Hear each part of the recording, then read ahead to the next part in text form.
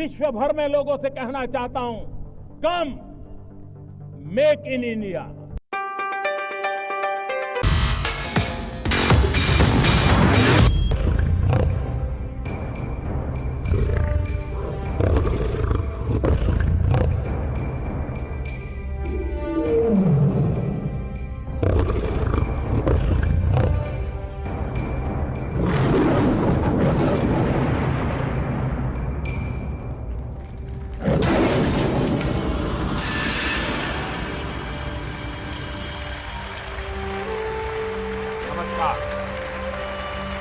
I'm delighted to join you at the 4th edition of the International Conference on Disaster Resilient Infrastructure.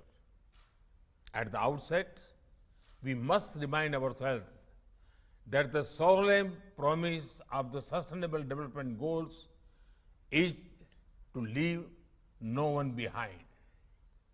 That is why we remain committed to meeting the needs of the poorest and the most vulnerable by building the next generation infrastructure to realize their aspirations. And infrastructure is not just about creating capital assets and generating long-term return on investment. It is not about the numbers. It is not about the money. It is about people. It is about providing them highly quality, dependable, and sustainable services in an equitable manner. People must be at the heart of any infrastructure growth story. And that is exactly what we in India are trying to do. As we scale up the provision of fundamental services in India, from education to health, from drinking water to sanitation, from electricity to transport, and much more, we are also tackling climate change in a very direct way.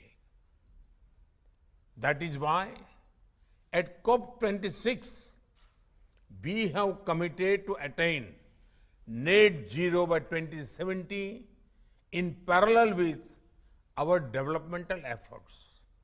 Friends, the development of infrastructure can unleash human potential in remarkable ways, but we must not take our infrastructure for granted. These systems have known and unknown challenges, including climate change.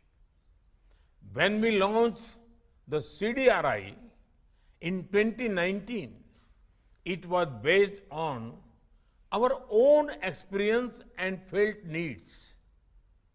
When a bridge gets washed away in floods, when a power line is broken by cyclonic winds, when a communication tower is damaged by forest fires, it disrupts the lives and livelihood of thousands of people directly.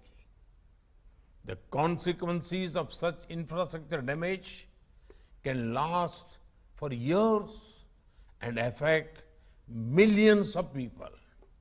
So, the challenge before us is quite clear. With modern technology and knowledge at our disposal, can we create resilient infrastructure that is built to last? Recognition of this challenge underpins the creation of the ICDRI, the fact that this coalition has expanded and received wide support from across the world indicates that this is our shared concern. Friends, in the short time of 2.5 years, the ICDRI has taken important initiatives and made valuable contributions. The initiatives on infrastructure for resilient island states that was launched at COP26 last year is a clear expression of our commitment to work with small island countries. CDRI's work on strengthening the resilience of power system has already benefited communities in coastal India by reducing the duration of power disruption during cyclones.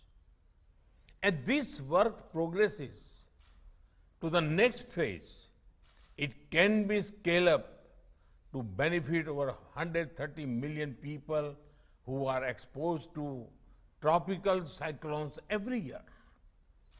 CDRI's work on resilient airports is studying 150 airports around the world. It has the potential to contribute to the resilience of global connectivity. The global assessment of disaster resilience of infrastructure system that is being led by CDRI will help create global knowledge that would be immensely valuable. CDRI fellows from across the member states are already producing solutions that can be scaled up. They are also creating a global network of committed professionals that will help shape a resilient future to our infrastructure systems. Friends, to make our future resilient, we have to work towards a resilient infrastructure transition, which is the primary focus of this conference. Resilient infrastructure can also be the centerpiece of our wider adoption efforts. If we make infrastructure resilient, we prevent disasters not only for ourselves, but for many future generations. It is a shared dream, a shared vision that we can and we must translate into reality. Before I conclude, I would like to congratulate the CDRI and the United States government for co-hosting this conference. I also wish to extend my best wishes to all partners who have co-created this event. I wish you all fruitful deliberations and productive discussions. Thank you.